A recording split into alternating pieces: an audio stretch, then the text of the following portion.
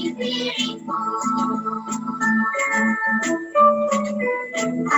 anak sehat dan cerdas, dengan makan buah sayur, karbohidrat dan protein.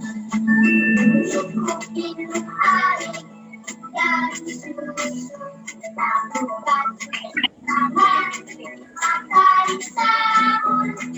Ingat, isi piringku, isi piringku.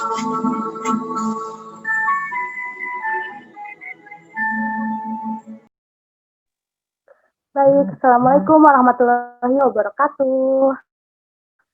Selamat pagi kakak-kakak semua. Terima kasih yang sudah hadir pada pagi hari ini.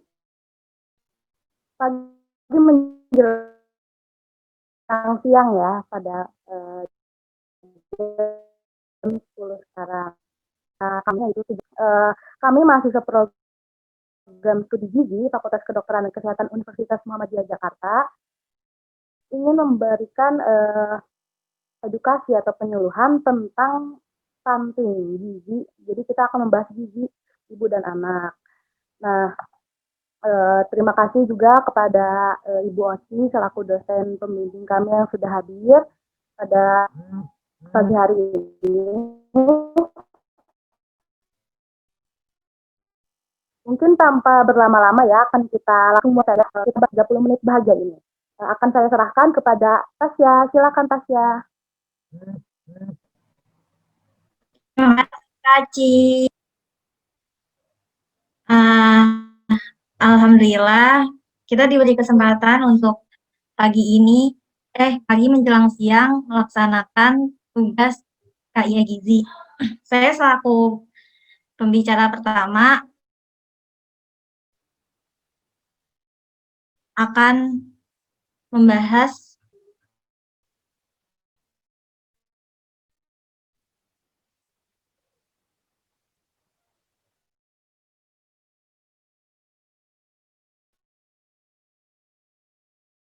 belum ya?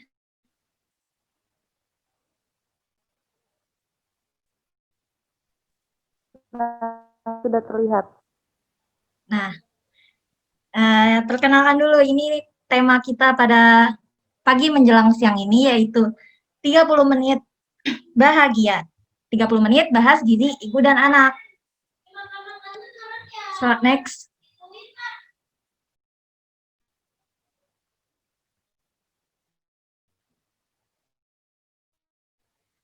Tak kenal maka tak sayang. Makanya di sini saya ingin memperkenalkan agar kalian juga dapat menyayangi kami semua. Yang pertama, ada Kak Desi Fadia yang tadi selaku MC. Selanjutnya ada Kak Hovifa Ilya dan Kak Devi Wastiti selaku operator di balik layar. Selanjutnya ada Tasya Gumala, saya sendiri yang akan menjadi pemateri pertama. Dan kemudian ada Kak Niken Dwi yang akan menjadi pemateri kedua nanti. Next.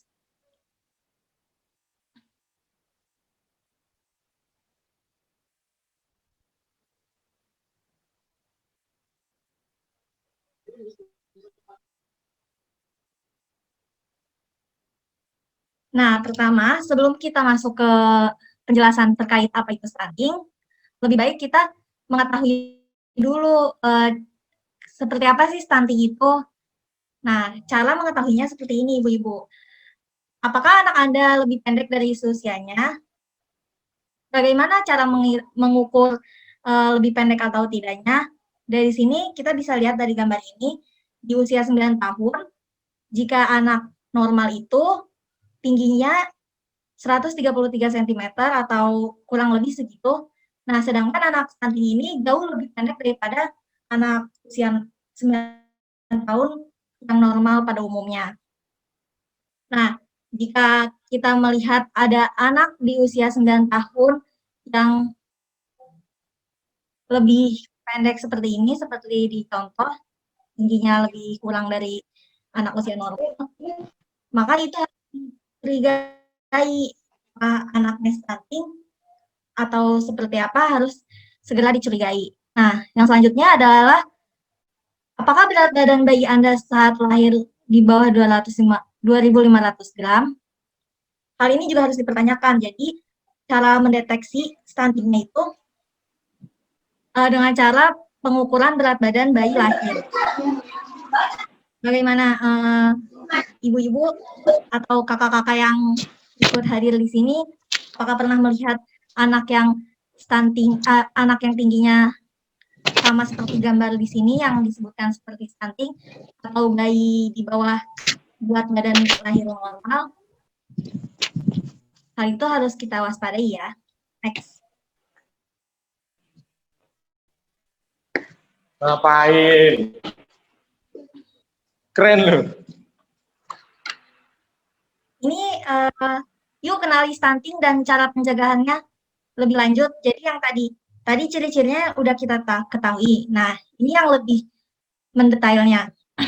Pertama, definisi stunting. Apa itu stunting?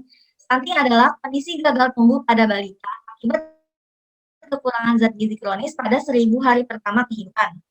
Ciri-cirinya itu ada sebagai berikut.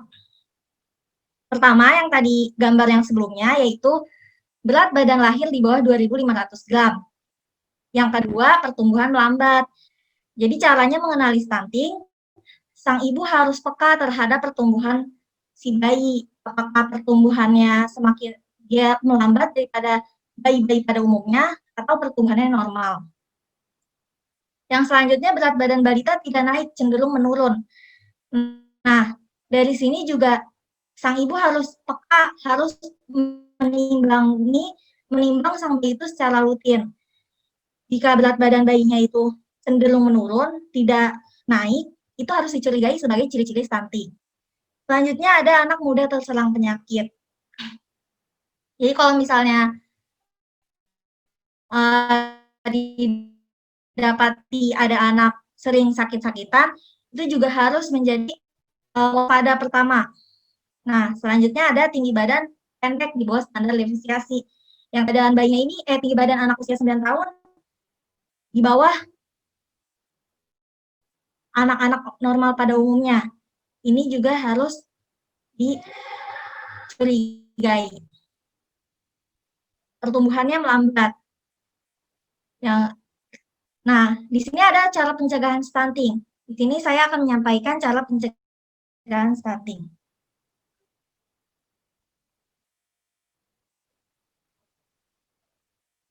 Nah, salah satu faktor terjadinya stunting adalah, ini balik lagi ya. Tadi pencegahan stunting belum.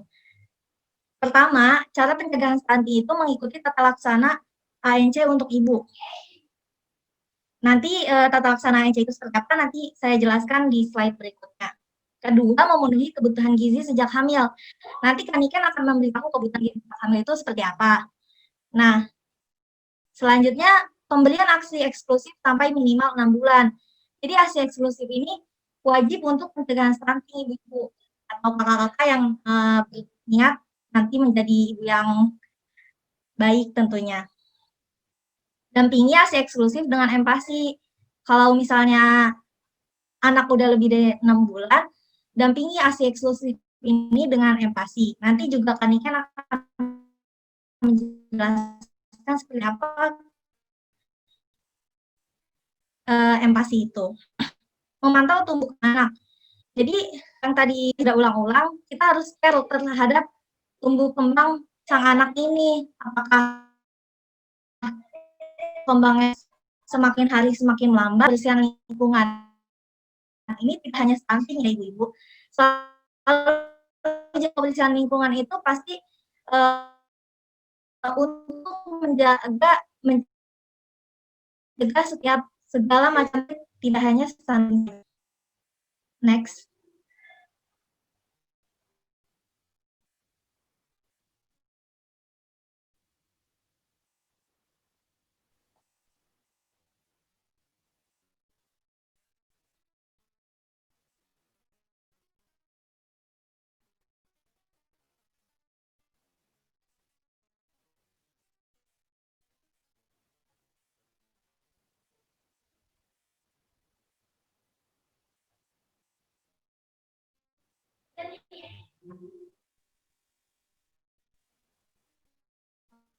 Nah, bisa dilanjut ke atas ya. Ya. Kita lanjut pengenalan stunting lagi. Nih, di sini ada salah satu terjadinya stunting adalah karena sering dengar belum kayak gitu apa? Mungkin kakak-kakak yang bukan dari gizi masih asing ya dengan kata-kata kayak atau emang udah sering mendengarnya di media-media massa. Ini saya akan menjelaskan sedikit terkait PEC itu. PEC adalah kekurangan energi kronis. Panjangan PEC itu kekurangan energi kronis. Masalah gizi adalah masalah gizi yang disebabkan karena kekurangan asupan makanan dalam waktu yang cukup lama. Hitungan tahun, kondisi kurang energi kronis biasanya terjadi pada wanita usia subur, yaitu wanita yang berusia 15-45 tahun. Nah, ini bisa jadi warning nih buat kita-kita yang masih berusia di antara 15-45 tahun. Jika kita menyepelekan atas kekurangan gizi ini dalam waktu lama, maka bisa jadi akan menyebabkan PEC ini, kekurangan energi kronis, karena PEC ini tuh terjadi dalam kurun waktu yang lama. Faktor terjadinya PEC itu seperti faktor terjadinya PEC itu apa? Yang pertama, asupan makan yang tidak sesuai kebutuhan. Kebutuhannya apa? Tapi asupannya tidak terpenuhi dengan kebutuhan yang seharusnya. Usia hamil terlalu muda atau terlalu tua. Jadi untuk kakak-kakak yang mau nikah muda, sebaiknya mempersiapkan dengan matang usia kehamilannya tersebut. Penyakit infeksi yang dialami sang ibu. Jadi kalau misalnya sang ibu ini memiliki penyakit infeksi, itu bisa menjadi faktor terjadinya PEC. Bagaimana caranya mengatasi PEC pada ibu? Yang pertama, edukasi gizi. Seperti yang kita sedang lakukan sekarang, kita sedang menimba ilmu untuk beredukasi gizi. Nah, nanti kalau misalnya kakak-kakak tertarik, ini nanti PPT juga akan kita sebarluaskan agar kakak ingat ya, penuhi asupan energi protein yang cukup, meningkatkan konsumsi makanan bergizi. Jadi makanannya jangan sembarangan kalau misalnya ingin terhindar dari PEC. Mengikuti tata laksana NC. Nah, di sini saya ingin menjelaskan tata laksana NC. Next slide.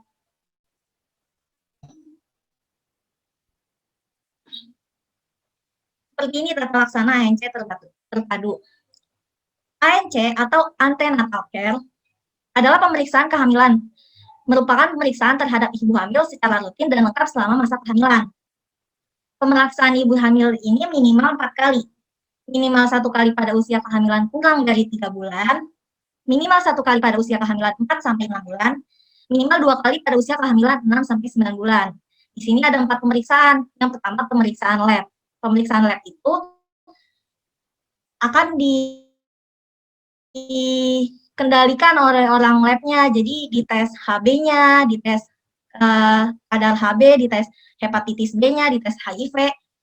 Itu semua tanggung jawab orang lab dengan cara pemeriksaan lab. Lalu hasil dari pemeriksaan labnya ini diberikan kepada dokter umum. Jadi nanti pemeriksaan dokter umumnya ini, dokter umum menjelaskan dari hasil pemeriksaan labnya tersebut. Kemudian pemeriksaan oleh dokter gigi. Kenapa pemeriksaan oleh dokter gigi ini penting? Karena pemeriksaan oleh dokter gigi itu akan melihat apakah si ibu ini karies atau tidak. Jika si ibu ini karies, berarti kan giginya berlubang, ya, itu gigi. Nah, itu sudah dipastikan kalau ibu ini kurang kalsium. Nah, selanjutnya ada pemeriksaan oleh ahli gizi. Pemeriksaan oleh ahli gizi ini dengan cara pemeriksaan mengatur pola makannya, pola dietnya. Ini kakak nih gizinya udah benar belum, asupan makanannya udah benar belum. Itu nanti tentang gizi-gizinya itu pemeriksaan oleh ahli gizi. Di sini ada 10 standar pelayanan antenatal care atau disingkat 10T. Yang pertama, timbang berat badan dan ukur tinggi badan. Nanti dari 10 standar pelayanan antenatal care ini, yang pertama itu penimbangan berat badan dan pengukuran tinggi badan. Selanjutnya screening imunisasi tetanus toksilid secara lengkap. Ini dilakukan di rumah sakit.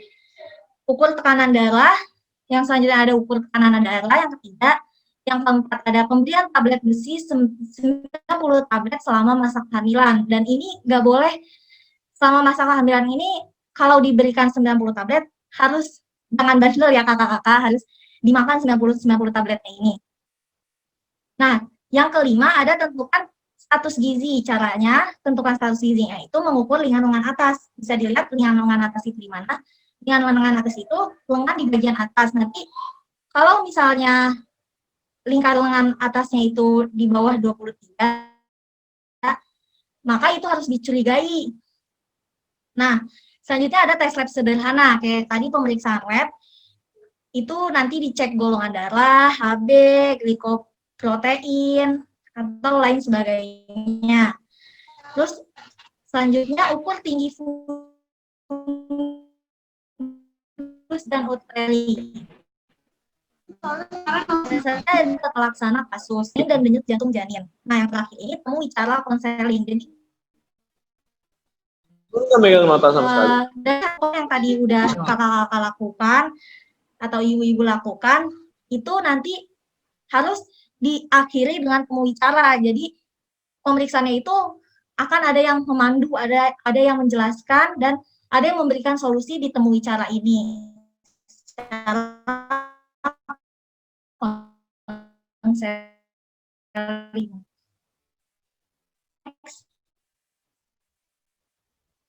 Selanjutnya akan dijelaskan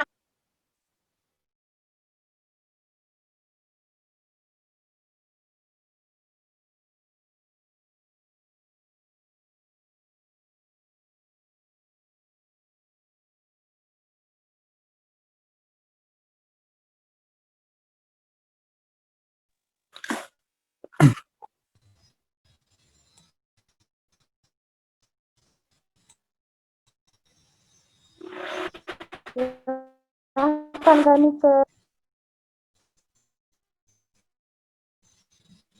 Assalamualaikum warahmatullahi wabarakatuh. Waalaikumsalam warahmatullahi wabarakatuh. Sudah dijelaskan oleh teman saya, Tasya, terkait dengan antenatal care, apa itu stunting, bagaimana mencegahnya, dan lain sebagainya. Oke, sekarang bersama saya, Niken Rahmawati, saya akan memberikan salah satu tanda cara untuk mencegah stunting. Nah, sebelum boleh dong dengar suaranya dulu. Nah, saya ada jargon nih kakak-kakak semua. Nanti jika saya bilang, Ibu pintar, kakak semua jawab, cegah stunting. Oke?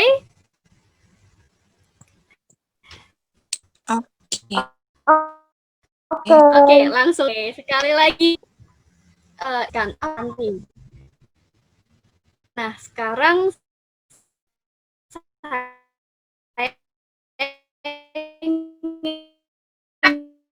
ini sedikit. Jadi stunting merupakan gizi kronis utama pada 1000 hari pertama kehidupan yang ditandai dengan tinggi berat badan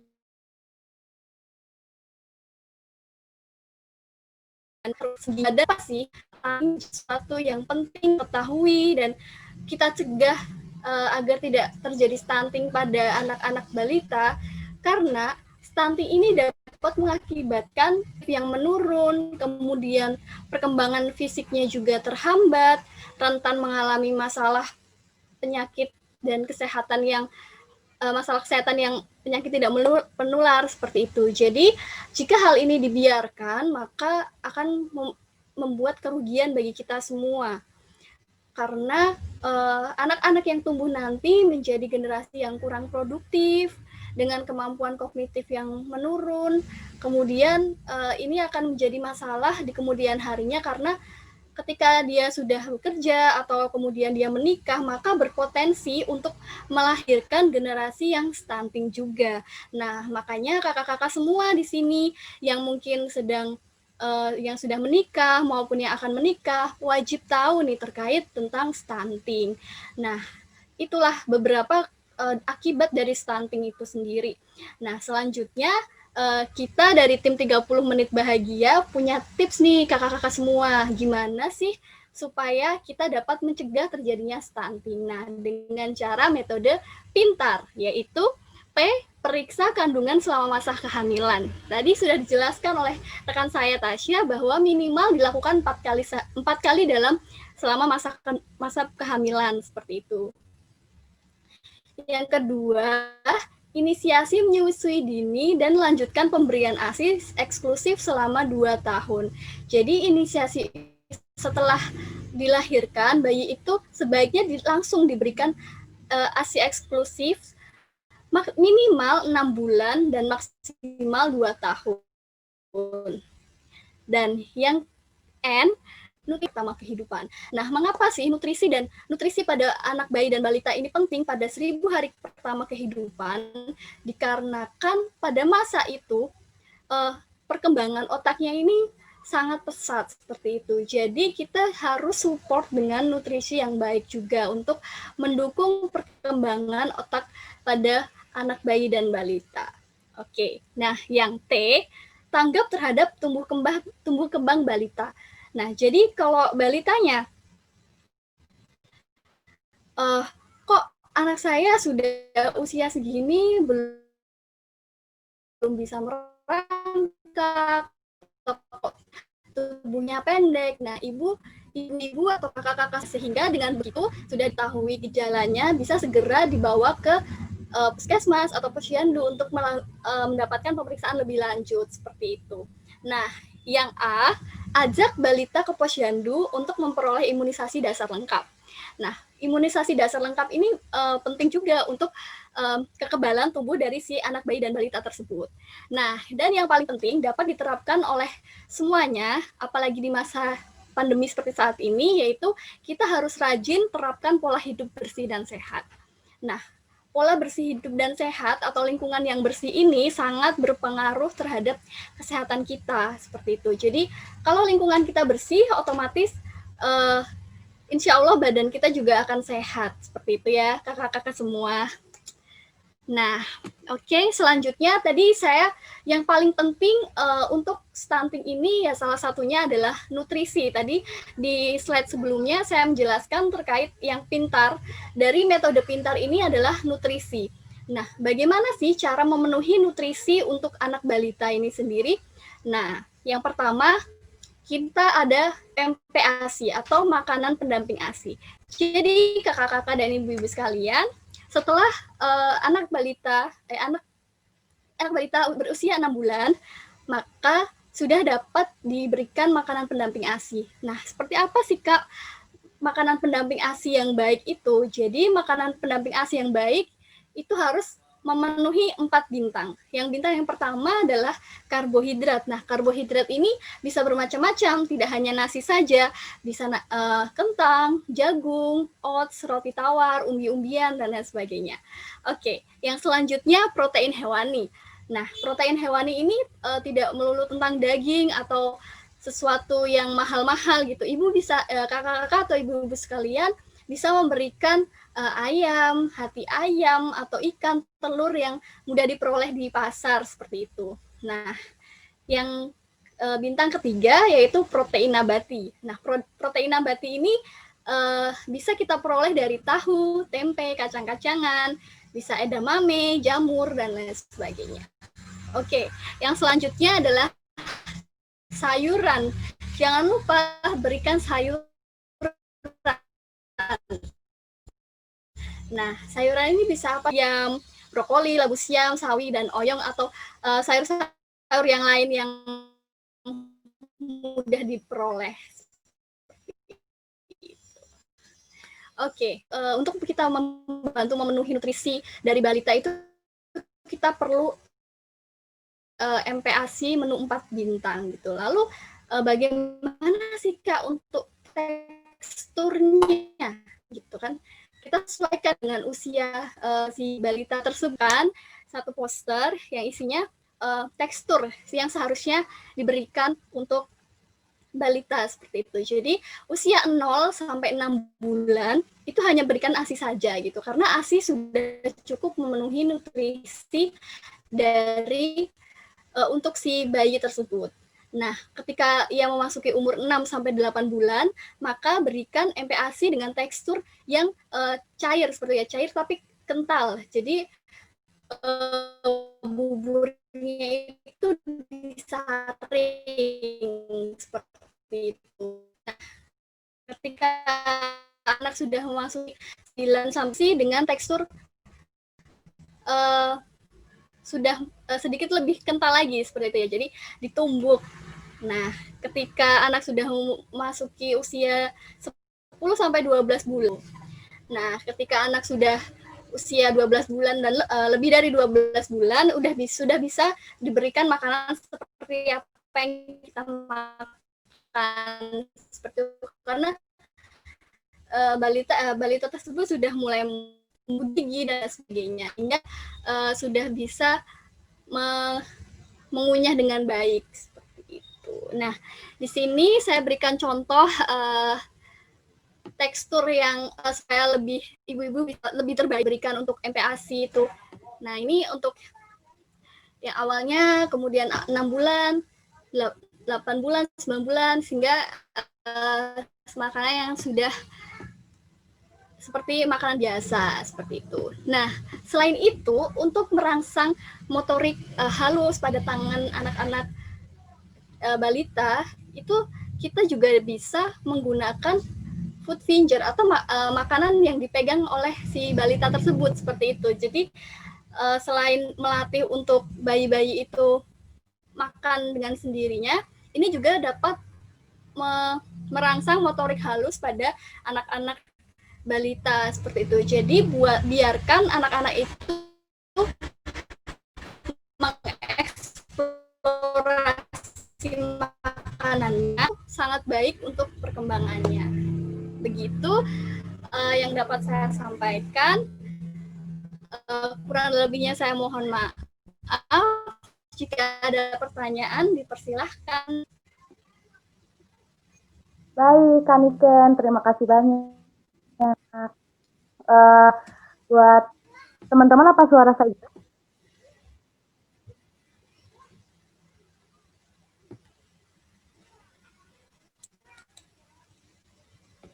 Halo? Terdengar, Aci. Oke. Baik, tadi buat teman-teman semuanya, buat kakak-kakak, maaf, dan ibu dosen juga, mungkin terima kasih banyak sudah meluangkan waktu. Ada yang ingin bertanya terkait stunting atau apa itu KEK atau tentang MPASI, mungkin bisa ditanyakan, bisa untuk langsung unmute jika ada yang ingin bertanya.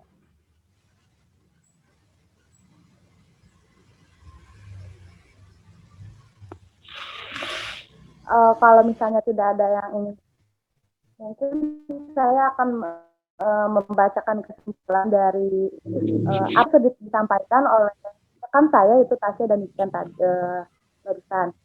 Untuk stunting ini di Indonesia ternyata sudah sangat warning, karena ya, ada yang ingin bertanya?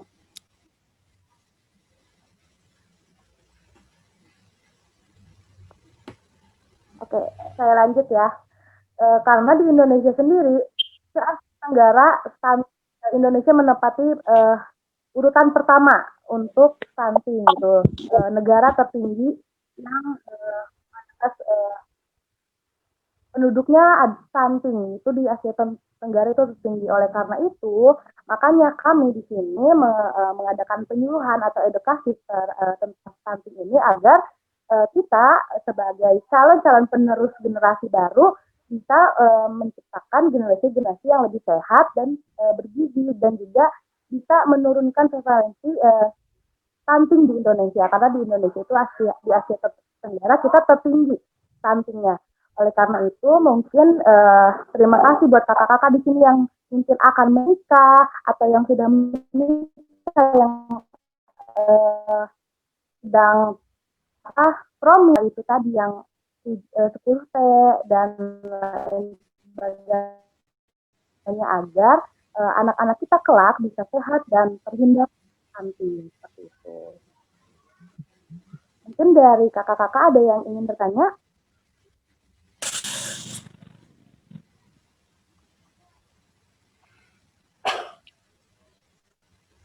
Kalau misalnya memang tidak ada pertanyaan, berhubung 30 menit kita sepertinya sudah lewat ya tadi, tidak terasa karena kita membahas yang sangat seru tadi kan oleh rekan-rekan saya. Berhubung mungkin tidak ada pertanyaan, mungkin kakak-kakak di sini saya ingin ada dokumentasi, bentuk dokumentasi kegiatan mungkin yang bisa on cam, bisa tolong dinyalakan kameranya, tapi kalau misalnya bisa off cam ya sudah tidak apa-apa, mungkin kita akan ada dokumentasi oleh Kak Devi mungkin. Yang penting ada dokumentasinya.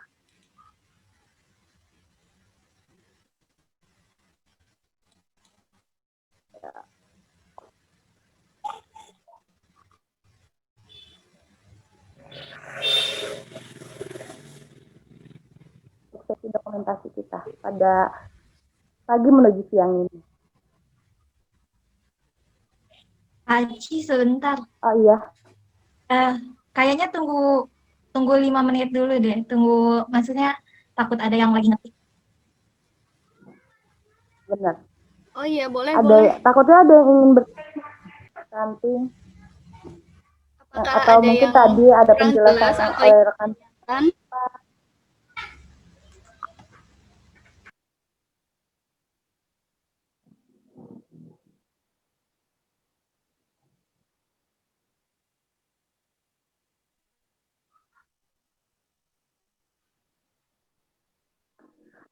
Atau mungkin ada tadi kita presentasinya atau dari PPT-nya atau mungkin dari pematerinya atau saya sendiri sebagai moderator ada masukan atau mungkin gimana untuk kelompok kami, maksudnya tim kami, tim bahagia, 30 menit bahagia. Kak Aci, ini ada pertanyaan. Oh ya, apa itu? Di Kalau kolom misalnya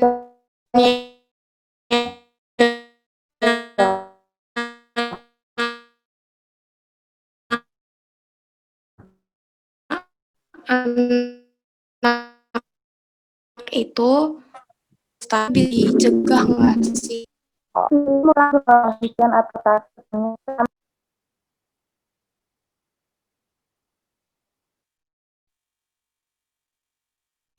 Oke, baik. Pertanyaannya adalah bagaimana jika anak tersebut sudah stunting seperti itu ya? Kemudian apakah bisa dicegah gitu? Nah, sebetulnya kalau sudah terlanjur stunting, ya sudah kita tidak bisa mencegah anak itu tidak stunting seperti itu ya.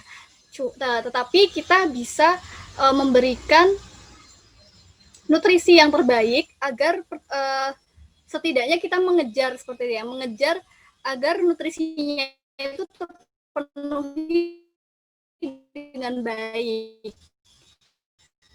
Nah, itu. Nah, caranya agar di dalam seperti itu. Jadi yang bisa kita cegah ya melalui 1000 hari pertama kehidupan tersebut dengan memberikan nutrisi yang terbaik seperti itu.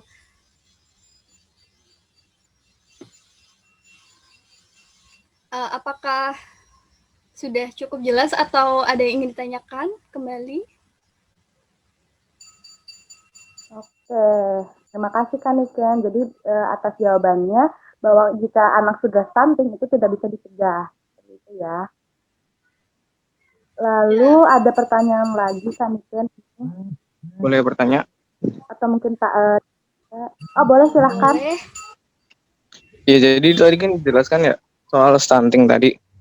Stunting itu apa tadi ya? Yang memperlambat kecerdasan ya, kalau nggak salah ya. Kecerdasan anak kan ya? Iya. Nah di situ ada pengaruh tidak tentang keterlambatan berbahasa anak sama psikomotorik tentang berjalannya anak. Contoh misalkan umpamanya dia telat berbicara atau mungkin dia telat jalan dulu gitu. Jalan dulu baru ngomong atau dia ngomong dulu baru jalan gitu. Ada nggak misalkan pengaruhnya sama stunting? Terus kan ada yang bilang orang dulu bilang harus makan ini nih biar ngomongnya ngomongnya cepet, terus biar ngomongnya jalan gitu. Maksudnya biar langsung bisa jalan gitu. Ada nggak misalkan pengaruhnya sama kecerdasan tentang keterlambatan berbicara atau keterlambatan berjalan gitu? Terima kasih, mungkin itu saja. Baik, terima kasih atas Ya, pertanyaannya. terima kasih atas pertanyaannya. Baik, mungkin Kaniken atau Tasya yang ingin menjawab, silahkan.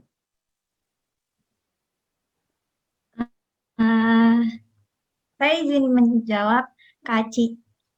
Kayak tadi kan di Silakan, awal Kak Tasya. ada tuh ciri-ciri stunting, lambatnya pertumbuhan anak. Jadi kalau misalnya kita melihat ada nih anak yang terlihatnya pertumbuhannya itu sedikit melambat atau dia pertumbuhannya tidak sama dengan anak-anak normal pada umumnya.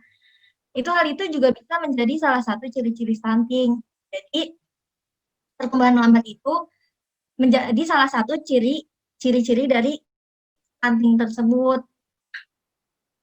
Pertumbuhan lambat itu merupakan faktor dari stunting itu tersebut. Banyak beberapa dari jurnal yang sudah saya baca juga, maksudnya saya baca-baca, banyak anak-anak yang stunting ini memang terlambat dari kecerdasannya. Jadi misalnya ada nih anak di antara banyak anak, ada satu anak yang kayak kalau misalnya kata sekarang mah Lola ya, loading lama. Jadi sedikit tell me. Itu juga bisa menjadi salah satu faktor stunting. Mungkin anak itu stunting, makanya dari yang tadi misalnya kita udah lihat nih, ada anak yang pertumbuhannya cenderung melambat, kayak tadi motoriknya atau kecerdasannya. Nah, itu harus segera langsung dikonsultasikan ke ahli gizi atau ke dokter ya, buat dites lebih lanjut apakah benar nih anak ini stunting atau enggak. Karena kita udah mendapatkan salah satu ciri-ciri dari stunting yang tadi saya sebutkan tadi. Seperti itu. Nah, Kak Aci, ini juga ada nih pertanyaan dari Kak Alda. Tips agar waktu makan dengan anak lebih menyenangkan. Saya izin menjawab sedikit. Kan anak kecil itu nggak bisa kita paksa buat fokus ya. Anak kecil itu nggak bisa kita paksakan buat fokus seperti orang dewasa pada umumnya. Jadi dia itu lebih cenderung sambil main-main. Nah, kita yang menuruti mereka, maksudnya kita yang menjadi peran untuk nurut sama mereka. Misalnya mereka mau makannya sambil main-main. Ya kita kita inovasikan sedemikian mungkin bagaimana nih cara biar dengan dia main kita tetap bisa memberi dia asupan makanan. Jadi jangan dipaksakan anak kecil itu untuk duduk diam terus kita suapin, itu kayaknya hal yang mustahil. Jarang banget anak kecil yang emang lagi masa aktif-aktifnya dia mau diem. Kita juga sebagai orang dewasa suka bosen kan kalau misalnya perintahnya itu monoton cuman tok itu doang gitu. Apalagi anak kecil yang emang fokusnya itu dia masih belum bisa kita kendalikan seperti itu. Mungkin tadi kan ada tambahan dari pertanyaan tadi Kak Suseno atau Kak Alda. Oke, baik. Kalau saya terkait pertanyaan dari Kak Suseno yang apakah dengan anak itu jalan dahulu atau berbicara dahulu itu mungkin bisa menjadi salah satu faktor anak itu kemungkinan mengalami stunting. Namun itu juga bukan satu-satunya seperti itu. Jadi memang harus dicek lebih lanjut karena kalau tumbuh kembang anak itu sepengetahuan saya itu kompleks ya, maksudnya. Jadi kita juga tidak langsung bisa menjudge anak tersebut stunting, tidak. Jadi kita memang harus melakukan pemeriksaan lebih lanjut, kemudian diperhatikan lagi apakah memang ini akibat karena stunting atau ada memang faktor lain seperti itu. Jadi karena saya juga masih terbatas ilmunya, jadi jika anak atau balita mengalami hal tersebut, mungkin bisa langsung dicek kepada dokter anak atau mungkin coba dibawa ke posyandu untuk dipantau nih tumbuh kembangnya ini seperti apa. Seperti itu ya Kak, semoga menjawab. Oke, selanjutnya pertanyaan dari Alda. Saya ingin bertanya, apakah ada tips agar waktu makan dengan anak lebih menyenangkan? Oke, kalau dari saya, tips agar waktu makan dengan anak itu menjadi menyenangkan, yang pertama, buat suasana itu nyaman dulu. Jadi anak-anak itu makan dengan nyaman, jangan dipaksa. Jika anak itu udah nggak mau, ya udah jangan dipaksa gitu. Jadi biarkan anak-anak itu, jadi supaya mereka ke depannya mereka itu tidak trauma gitu. Jadi kalau makan dipaksa kan ya kita jadi makan itu jadi sesuatu yang membuat mereka itu trauma, jadi mereka malah gerakan tutup mulut seperti itu ya, jadi mereka nggak mau makan. Yang kedua, jika anak-anaknya itu sudah bisa duduk, tadi berikan food finger ya, seperti yang di belakang saya ini. Jadi biarkan anak-anak itu mengeksplorasi makanannya sendiri seperti itu. Jadi biarkan mereka memegang makanannya sendiri, masukkan ke dalam mulut seperti itu. Nah itu selain melatih anak untuk gemar untuk makan, dan makan itu membuat anak-anak tuh, oh makan itu adalah sesuatu yang menyenangkan seperti itu. Jadi tidak melulu harus disuapi, harus habis dan sebagainya, tapi tidak apa-apa, tidak habis, nanti di waktu beberapa jam kemudian diberikan cemilan lagi, makanan lagi. Nah itu salah satu tips agar waktu makan dengan anak itu menyenangkan seperti itu. Alda mudah-mudahan menjawab. Oke, apakah ada yang ingin Baik, terima kasih untuk Anissa Baik, sama-sama. dan Tasya. Jika ada yang ingin Kak, bertanya sebentar lagi, mau mengingatkan, di situ ada forum buat absen sama evaluasi. Nanti tolong diisi ya kakak-kakak yang di sini. Terus saya juga udah sebarin materi yang tadi dijelaskan. Kalau misalnya kalian terkendala kayak nggak bisa download di Zoom-nya ini, kalian bisa hubungin CP-nya kan ada ya di poster. Nanti mintain aja materinya ke CP. Kalau misalnya nggak bisa download dari sini, kalau emang mau materi yang tadi. Seperti itu, Kak. Halo, Assalamualaikum. Terima kasih Kak Tasya dan Kak Niken. Oh iya, waalaikumsalam. Halo, Assalamualaikum. Saya ini, Waalaikumsalam. Silahkan. apa benar anak yang menderita stunting mengalami penurunan IQ?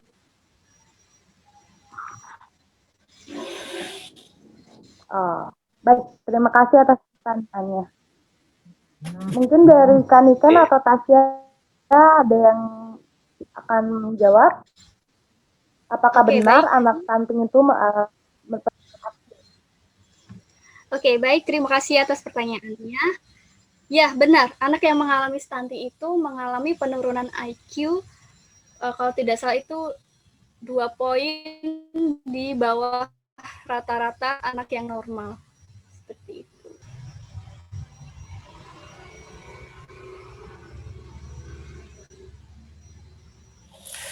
Lalu, bagaimana dengan kondisi tubuhnya? Apakah anak-anak yang mengalami stunting lebih rentan mengalami penyakit?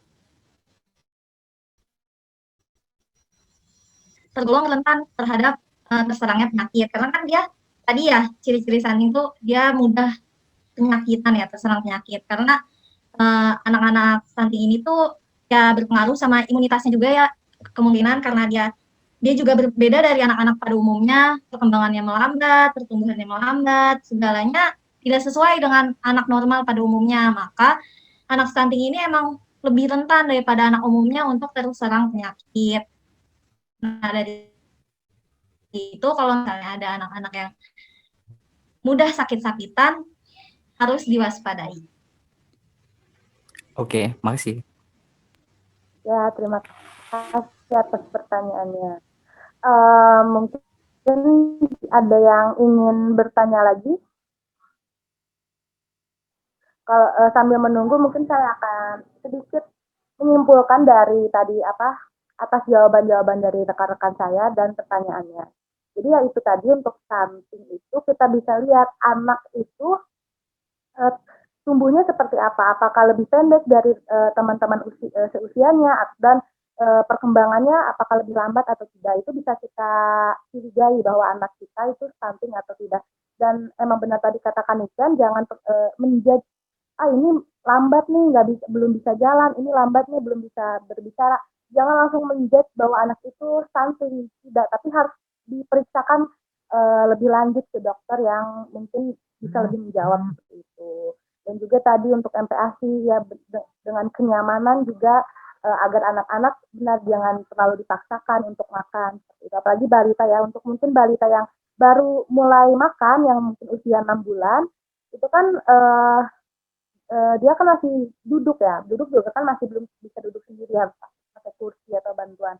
Nah, mungkin bisa disimpan mainan-mainan seperti itu biar anaknya nyaman juga. Dan juga untuk tadi stunting ya untuk penurunan IQ dan juga rentan terkena penyakit seperti itu. Dan nanti ketika tumbuh dewasa akan rentan juga gitu kayak penyakit tidak menular seperti jantung dan lain sebagainya seperti itu.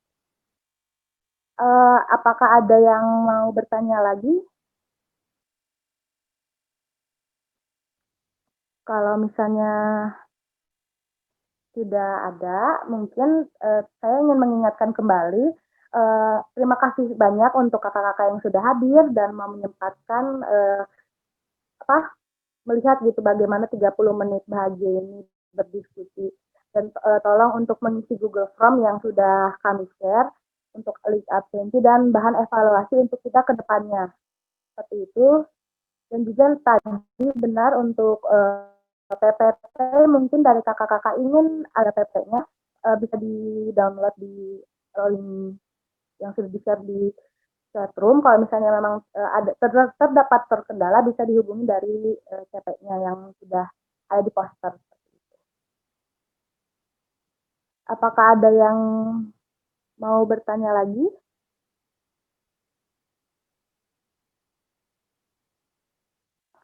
Oke, mungkin sepertinya sudah cukup ya kakak-kakak. Sudah cukup jelas nih kita mengupas tuntas tentang stunting.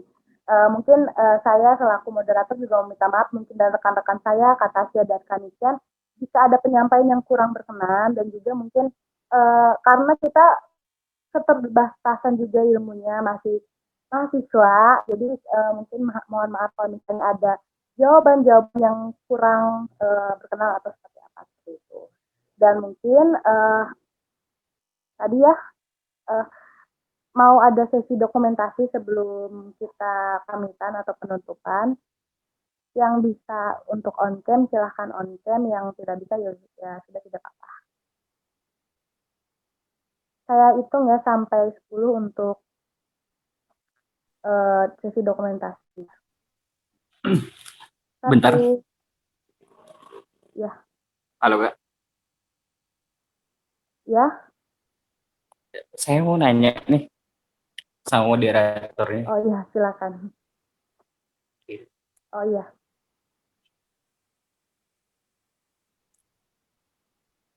Ini moderatornya udah pada nikah belum ya?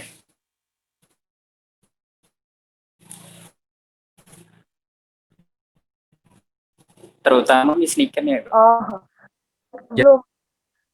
belum Kak. Kami masih mahasiswa semester 5 dan kami masih mau melanjutkan ini, jadi belum ada yang menikah di antara kami di tim 30 menit bahagia. Ya. Oke, makasih. Ya. Oke, saya lanjut ya. Kita akan sesi dokumentasi. Saya hitung 1 sampai 10. 1, 2, 3, 4, 5, 6, 7, 8, 9, 10. Baik, mungkin dari tim dokumentasi Kak Devi ataupun Kak Falpa sudah mendokumentasikan. Terima kasih banyak. Dan saya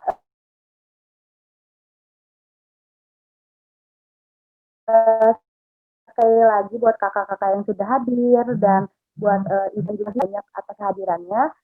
Dan semoga apa yang telah tim kami sampaikan dapat bermanfaat untuk kedepannya.